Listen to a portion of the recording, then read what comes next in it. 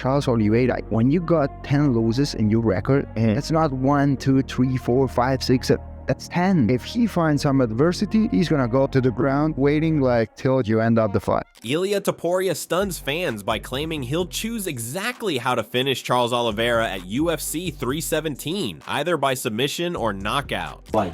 It's not fair for 155 pounds. Right. But if he move up and he beat somebody like Charles Oliveira, of course.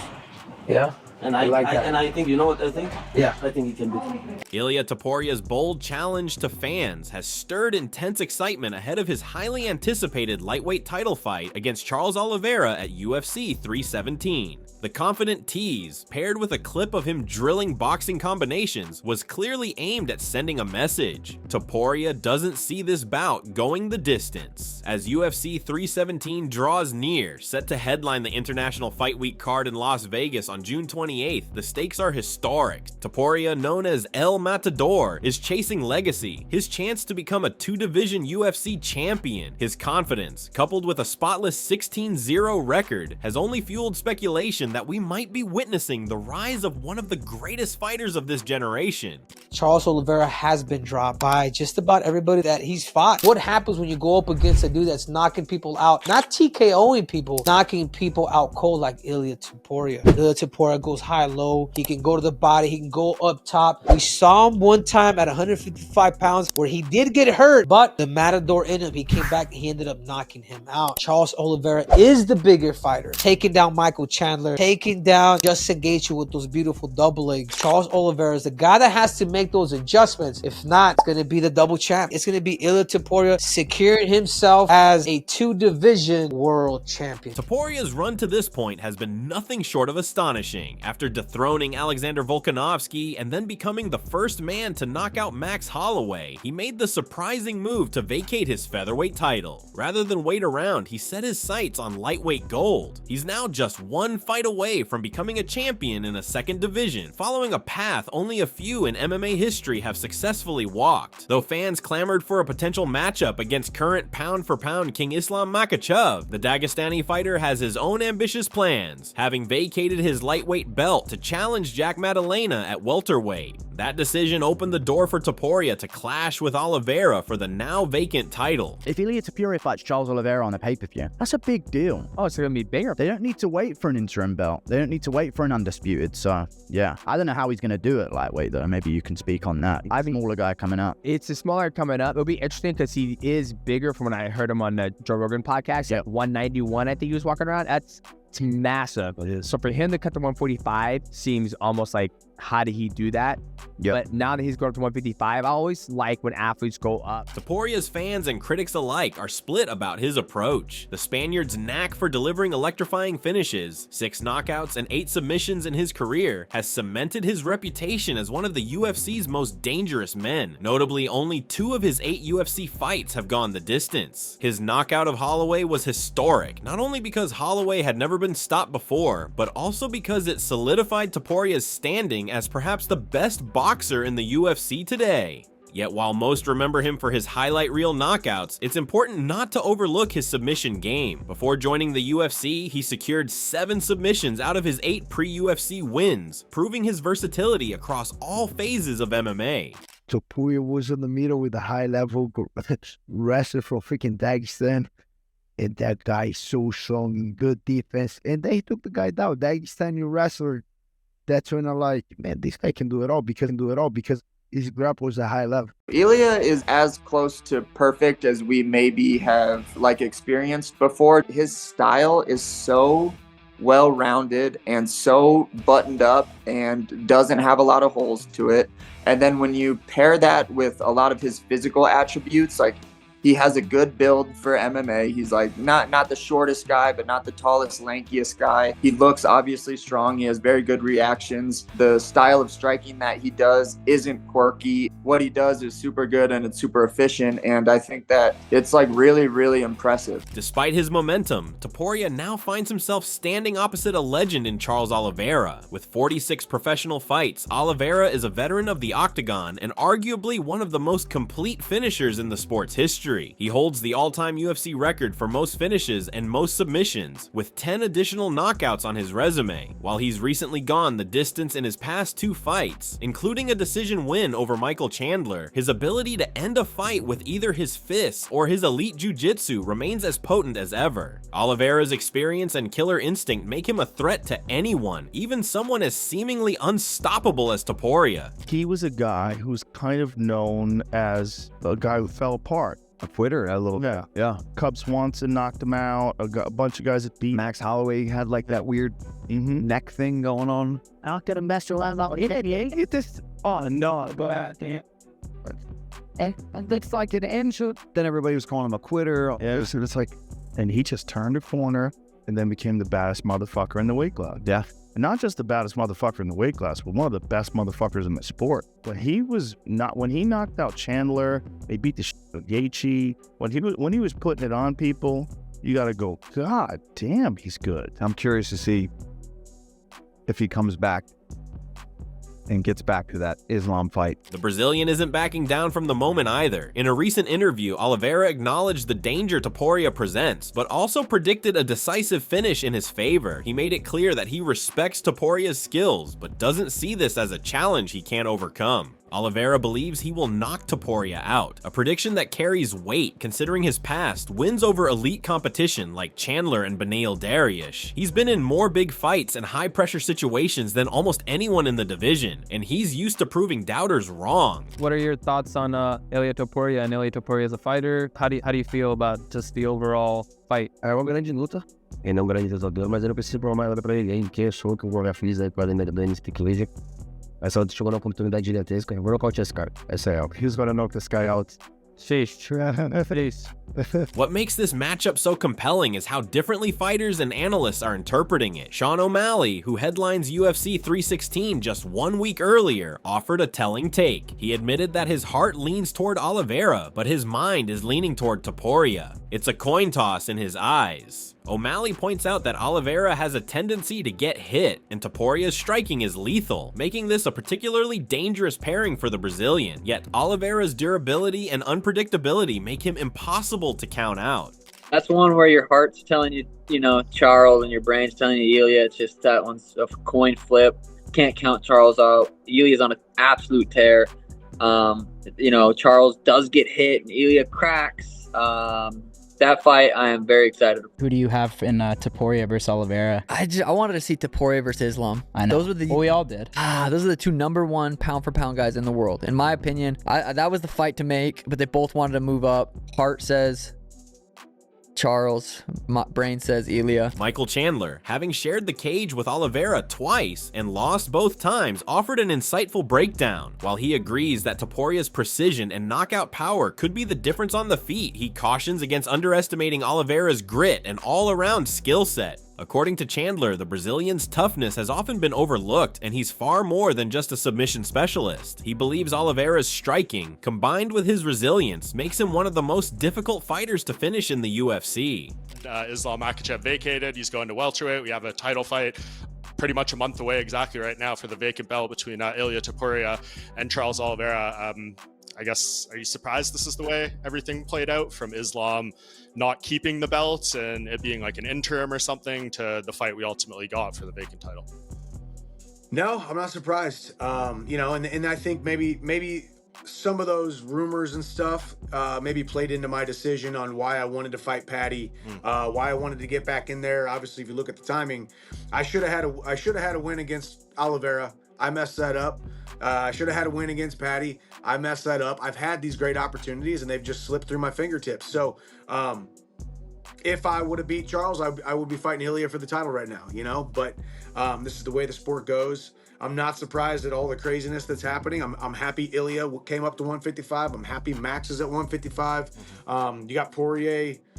You got Poirier leaving the sport here in the next 6 weeks or whatever it is, which is crazy. You got Gaethje, you got Patty. There's a bunch of different stuff going on. So I'll be cage side for that fight to watch it, and we'll see how it plays out. Yeah, who do you think is going to win? Man, it's tough. You don't bet against freaking Charles Oliveira because he's so dang good everywhere, and he's a really hard guy to beat. With that being said, Ilia Topuria's got some crazy power in his hands and crazy accurate strikes. So it'll be very interesting to see how that fight goes. Top 10 lightweight Mateusz Gamrot also added his voice to the conversation. He believes Oliveira's size could be a crucial factor. Gamrot highlighted that while Tuporia has dominated at featherweight, Oliveira is naturally a bigger athlete who has been battling the best of the best at 155 pounds for years. That size advantage, combined with Oliveira's all-around fighting tools, might tip the scales in the Brazilian's favor. Gamrot acknowledged both fighters' ability to end fights quickly, but ultimately gave the edge to Oliveira because of his frame and experience at lightweight. Next month, the lightweight championship is on the line. Ilia and Charles, who do you have? Very interesting matchup. Both guys has power and skills to get the win this fight.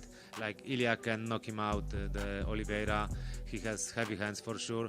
But also Charles Oliveira has a lot of good tools to beat Ilia in the ground, in the feet, everywhere. But I think Oliveira is really big guy. Ilia is short guy, and I think this is gonna be much different than the both guys. And I think that this is gonna be advantage for Charles Oliveira, and he can win. Then there's Beneil Dariush, who's experienced firsthand how tricky Oliveira can be. Dariush pointed out that Oliveira's striking style could create real problems for someone like Tuporia, whose boxing relies heavily on rhythm and timing. Oliveira's unorthodox Muay Thai offense, especially his knees, clinch work, and kicks, can throw a boxer off their game. Dariush believes that this unpredictability may help Oliveira slow Tuporia down, especially if he tries to duck in with his usual head movement. I think it's a lot closer than people think. I think Charles is really tough. I think he's got a good chin. He's got good jiu-jitsu. He's got great striking. And what's going to be difficult for Ilia is Charles's striking is, I think, really dangerous against boxers, against good boxers. The way he throws his knees, the way he, clinches, and those are things you can do to slow down Ilia. Because, for example, a good boxer will dip low to fake or feint to go get in on the inside, and that's times where Charles will just raise his knee and mess with your timing, or throw a kick, things like that. So I think the fight's a lot closer. I understand why people are favoring Ilia, and I think if you had to ask me, I probably would favor him as well, but I don't think it's gonna be like, oh, he's gonna walk through through Charles like everybody thinks. Still, Dariush didn't discount Tuporia's grappling. He emphasized that Tuporia's ground game is often underestimated because his striking is so flashy and destructive. But fights against submission experts like Ryan Hall and Bryce Mitchell showed Tuporia's grappling strength. He not only defended well, but also took control on the ground. Dariush argued that this well-rounded skill set makes Tuporia a serious threat in any position, not just on the feet. Charles could be dangerous if it does hit the ground in this one, right? Yeah, of course, Charles is always dangerous. Here's what I would say. I know Ilia's jiu-jitsu is very good because when he fought Ryan Hall, I believe, right? He fought him and he did really well. Even if, the fight was on the ground or he was throwing ground and pound, he did fine. The fact that he was able to stuff, man, why am I forgetting his name right now? He got taken down by him and then stuffed his takedowns. Wow, I can't believe it. Bryce Mitchell. There you go. Thank you. He was able to stop Bryce's takedowns and eventually turn it around. And then when he was on top, he was able to just get into positions really quickly. Bryce has good jiu-jitsu. Like, I don't care, what people say. The guy can grapple. You cannot be a fan of his, but you can't say he's not a good grappler. So he's a good grappler. I feel like he's fought other good grapplers down, and he just shuts them down. So I think Ilia's grappling is very, very good. And if anything, it could be considered underrated. Michael Bisping offered a big picture view of Ilia Topuria's future, suggesting that what may seem like an ambitious roadmap could realistically play out. If Topuria captures the lightweight title at UFC 317 and Islam Makhachev successfully makes the leap to welterweight champion, Bisping believes the UFC would be eager to book a historic super fight between the two. With Toporia's momentum, undefeated record, and growing popularity, Bisping sees the UFC potentially backing him for a run at becoming the first triple division champion. Though there are many obstacles ahead, Bisping views Topuria as a legitimate candidate for something unprecedented. Ilia versus Charles "Do Bronx" Oliveira. We know Charles, he's a dangerous, aggressive son of a bitch. Gonna walk forward, punches, knees, elbows, he'll lock on a submission. Ilia, this is his first fight at lightweight, and with the punching power of Ilia Topuria, the boxing that he has, the footwork that he has, and the Greco-Roman wrestling, it wouldn't surprise me if Ilia pulls it off. Kenny Florian offered a more technical breakdown of the matchup, praising Topuria's striking style. Drawing comparisons to Canelo Alvarez, Florian highlighted Topuria's ability to dominate in close-range boxing exchanges with short, clean punches. In his view, this plays directly into one of Oliveira's past weaknesses, his vulnerability during inside fights. Several of Oliveira's past losses came when opponents pressured him up close, and Florian sees Topuria's style as potentially well-suited to take advantage of those same openings if the bout remains tight in the pocket. However, not everyone believes Topuria is walking into the ideal scenario. We got a fight for International Fight Week, Ilia Topuria versus Charles Oliveira. Most important question, who will have the better suit on fight day? Because we're talking I would say top 5 pound for pound dressers in the UFC. Absolutely. Well, it's so interesting, right? Because, sometimes you can tell a lot about someone, the way that they dress a little bit. And you have Charles Oliveira, who, is very flashy. He'll certainly be the more colorful guy in the suit. He always comes with like a green or a red or something wild. Hair dyed, all that stuff. And then Ilia Topuria kind of like, your clean, kind of normal type suits, but everything, really well done. And then that's kind of the way that they both fight. There's a lot of flash to what Charles Oliveira does. A lot of things really stand out. Whereas with Ilia Topuria, he does a lot of things that are very much rooted in fundamentals, but he has mastered those fundamentals. So a lot of those things, it's like, he's wearing just a regular black suit. You're like, oh, it's like a really fancy Gucci one-off or something. You know what I mean? Like the things that he does in the cage are hard to really appreciate unless you're looking underneath the hood. And this is a guy whose fundamentals are just so damn good. And you're starting to see it, obviously, with, I guess maybe not starting, but we're seeing it consistently now with the way that he's winning his fights. I mean, he's knocked out the 2 greatest featherweights of all time. And it's just spectacular to watch. And he's going against a guy in Charles Oliveira who always delivers exciting fights. He's a finisher on the ground. He's a finisher on the feet.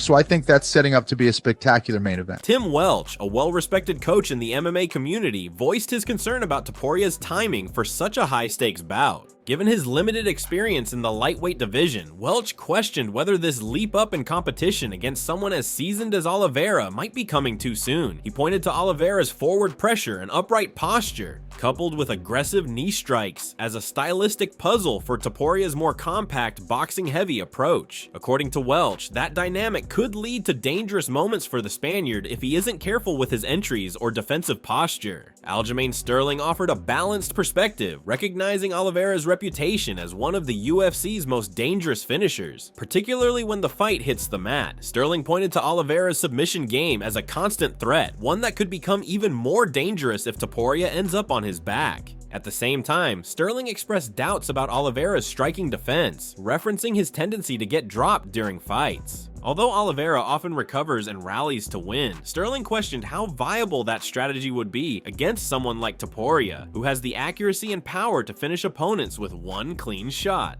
I like Ilia in this one. I don't know. But it's hard to count out Do Bronx. Do Bronx is, I still think he's him. But then I said that about Max. I said that about Volk. And I'm not saying that those guys were going to win against Ilia, but you say that those guys are still them, and then Ilia goes out and does that to them. You're like, fuck. I don't know. It's like, who's stopping this guy? Sterling also revisited Topuria's early performance at lightweight, particularly his debut against Jai Herbert. In that fight, Topuria absorbed some damage early, but ultimately landed a devastating knockout. Since moving up to 155 pounds, Tuporia has looked physically stronger and more comfortable, which Sterling believes could pose problems for Oliveira if he's unable to absorb that early pressure. Still, he noted that Oliveira's best chance might come through grappling exchanges, especially if he can force Tuporia into deeper waters on the ground. While Tuporia has shown strong defensive wrestling and composure on the mat against opponents like Bryce Mitchell and Ryan Hall, Sterling pointed out that Oliveira presents a different level of submission threat, one Tuporia hasn't encountered yet. That unknown makes this matchup especially intriguing. Where is Oliveira like the much better fighter? I don't know. Maybe the grappling department. Is he much better though? I don't know. We haven't really seen Ilia's grappling, so it's really hard to say. I mean, he got that one choke against Bryce Mitchell, but outside of that, I mean, he had a little bit of a grappling exchange, but it was a short notice fight against Yusuf Zalal in his debut, and that was a really close fight, a little bit of some back and forth. But where Oliveira is the best, I think, is his grappling, but he's also relies so much on his toughness, his chin, willing to go forward, step into the fire, willing to take one and give one. But I don't know if Ilia is the guy you want to take one to give one with. That's just not this just doesn't seem like the guy you want to exchange punches with. Luke Thomas acknowledged that many fans would have preferred to see Tuporia face Islam Makhachev, but he emphasized that the Oliveira matchup still carries major intrigue. Thomas is particularly fascinated by the stylistic chaos Oliveira brings to the octagon. While Tuporia fights with calculated precision and measured power, Oliveira thrives in unpredictable exchanges with wild strikes and fluid transitions. That contrast, Thomas argued, creates a compelling matchup. He also spoke about the broader implications of Makhachev's move to welterweight, imagining future high-profile bouts involving names like Jack Della Maddalena, Sean Brady, and Khamzat Chimaev. For Thomas, that division shift could bring exciting shakeups in both weight classes. The number one fight that could have been made among all permutations was Islam Ilia. That's the best fight that could have been made. But the point I've been trying to make is that while that would be the most desirable one to choose, it's not like you're getting something bad even though you're not getting it. In other words, Tuporia against Oliveira for the lightweight belt is fire. I don't care what anybody else says. It's fire. And then I've been saying this whole time, Islam going up to 170 and seeing how he matches up there with Della Maddalena, potentially Brady, potentially Rachmanov, potentially Gary, potentially Buckley. I mean, any number of ways in which that could go. That is incredibly exciting. With fans, fighters, and analysts all split on predictions, the only certainty is that this clash will define the future of the lightweight division. Will Ilia Topuria continue his historic rise and add another belt to his collection, or will Charles Oliveira prove that experience, grit, and elite finishing skills are still the ultimate equalizer in the fight game? The world will find out soon enough.